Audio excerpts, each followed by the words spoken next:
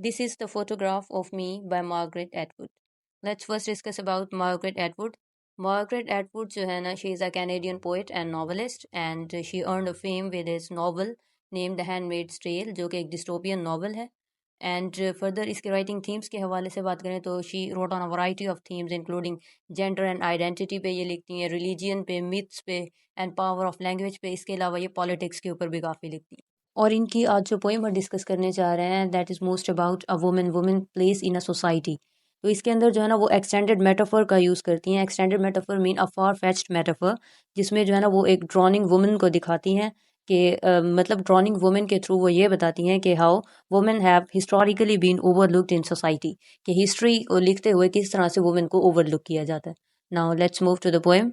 Was taken some time ago. At first, it seems to be a smeared print.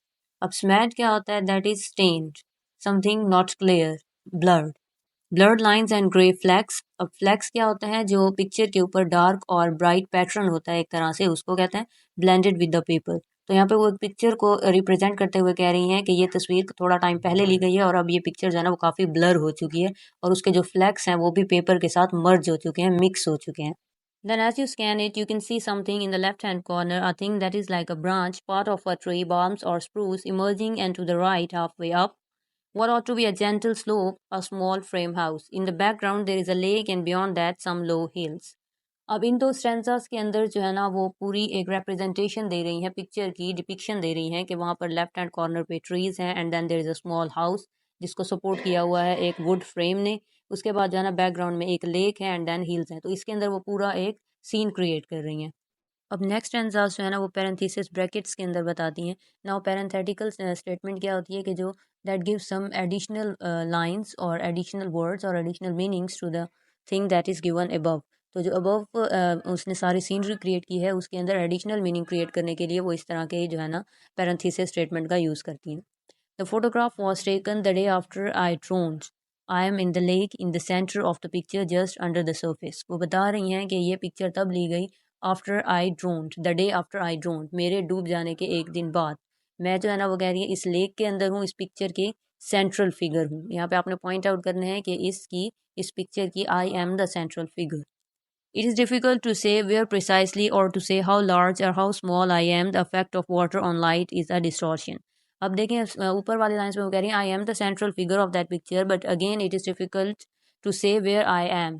तो वो कह रहे हैं मुझे एग्जैक्टली लोकेट करना या मेरा साइज़ या मेरी वैल्यू बताना इतना ईजी नहीं है. किस वजह से? कि पानी पर जो लाइट का रिफ्लेक्शन पड़ रहा है उसकी वजह से मेरी इमेज ब्लर हो गई है. But if you look long enough eventually you will see me. But वो अगर आप और से देखोगे और काफ़ी देर तक देखोगे then you will definitely find me there. तो अब हम पोइम को ओवरऑल एनालाइज करते हैं. तो उसमें जो है ना ये जो पहले उसने पिक्चर क्रिएट की that was the picture of world. उसने जो है ना इस पूरी वर्ल्ड की दुनिया की पिक्चर क्रिएट की है एंड देन उसमें उस पिक्चर के अंदर उस दुनिया के अंदर उसने वुमेन को किस तरह से दिखाया ड्रॉनिंग, मतलब women is suffering in that world. और उसकी सफरिंग भी जो है ना हमें जैसे एंड वाली लाइन्स में हमने कहा कि if you look long enough eventually you will see me. तो वो कहती है कि इस अगर दुनिया के अंदर जो वुमेन की सफरिंग है वो आपको गौर करने पर नज़र आएंगी, क्योंकि हिस्ट्री के अंदर जब भी रिप्रेजेंट किया जाता है तो बड़ी बड़ी बातें बताई जाती हैं, मर्दों की बहादुरी के किस्से बताए जाते हैं, लेकिन औरत की सफरिंग्स को हिस्ट्री के अंदर किसी तरह से पोर्ट्रे नहीं किया गया. एक्चुअली जो है ना ये जो पिक्चर उसने दिखाई है और ये कहा है कि वो पिक्चर ब्लर्ड हो चुकी है और वो काफ़ी पहले से ली गई है, that is the representation of history. History के अंदर वुमेन को किस तरह से या वुमेन की सफरिंग को इग्नोर किया जाता है, उनको लुक डाउन किया जाता है. सो इसके अंदर थीम भी पूरा जो है ना वो यही चलेगा कि women place in society and women place in history. And that's all about today's poem. I hope you like it. And if you like it, don't forget to subscribe to the channel.